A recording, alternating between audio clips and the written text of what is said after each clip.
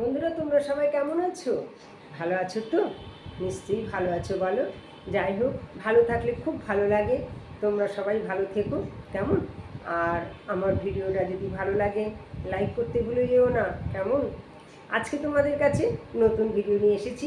দেখো, অনেক কিছুই আলোচনা করি তোমাদের কাছে, কিন্তু আমরা ভুলে গেছি যে এই যে রুদ্রাক্ষর যে কত গুণ আর রুদ্রাক্ষ যে কত কার্যকরী সেটা আমরা বলতেই ভুলে যাই। কেননা সব কিছুরই যে প্রয়োজনীয়তা আছে, সব কিছুই যে কার্যকরী সেটা আমাদের জানা একান্তই কাম্য। তার জন্য তোমাদের কাছে আমি রুদ্রাক্ষর ব্যাপারে কিছু আলোচনা করব। তাহলে চলো শুরু করা যাক। রুদ্রাক্ষের প্রয়োজনীয়তা ও তার প্রাপ্তিস্থান। দেখো, রুদ্রাক্ষটা খুবই ভালো জিনিস। আমি এটুকু জানি যে রুদ্রাক্ষটা ধারণ করলে পরে অনেক কার্য সিদ্ধি হয়। হ্যাঁ, সেই জন্য মানে তোমাদের কার্য সফল হয়, যে সেই জন্য রুদ্রাক্ষ নিয়ে তোমাদের কাছে আজ আমার আসা। রুদ্রাক্ষের পর্যন্ত তার প্রাপ্তিস্থান। আসলে রুদ্রাক্ষ একটি ফলের বীজ। রুদ্রাক্ষটা হচ্ছে কি?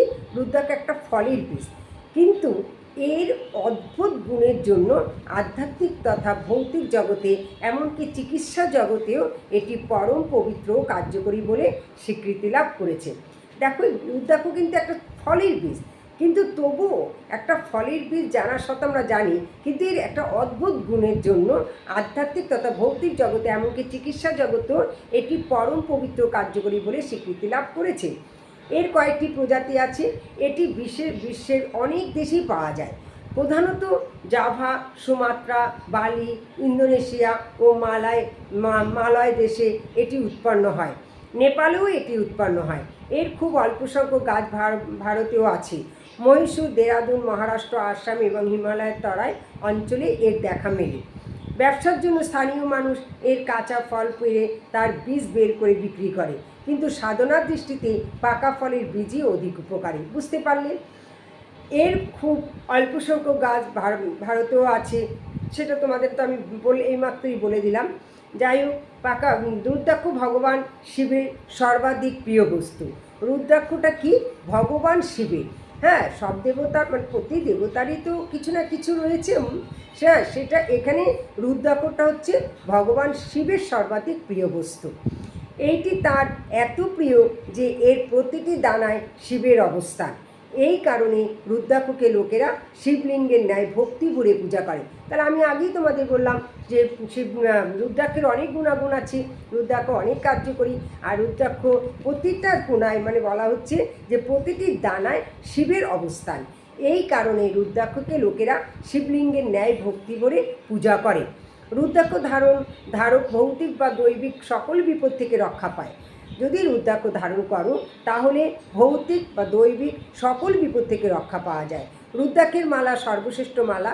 এই মালা কণ্ঠে বা বাহুতে ধারণ করা হয়।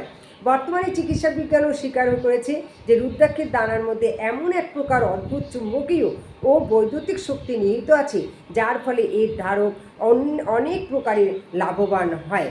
বুঝতে পারলে যে রুদ্রাক্ষটা কতটা প্রয়োজন, কতটা গুরুত্বপূর্ণ জিনিস? জ্বর, উত্তেজনা, অনিদ্রা, রক্তচাপ, মৃগী, বাত ব্যাধি, দুঃস্বপ্ন, প্রেত বাধা, উদর বিকার, পাগলামো, চর্মরোগ ইত্যাদি রোগ ব্যাধির জন্য রুদ্রাক্ষের প্রভাব অপরিসীম। অ্যালোপ্যাথি চিকিৎসকেরাও এটির কার্যকারিতা স্বীকার করেছেন।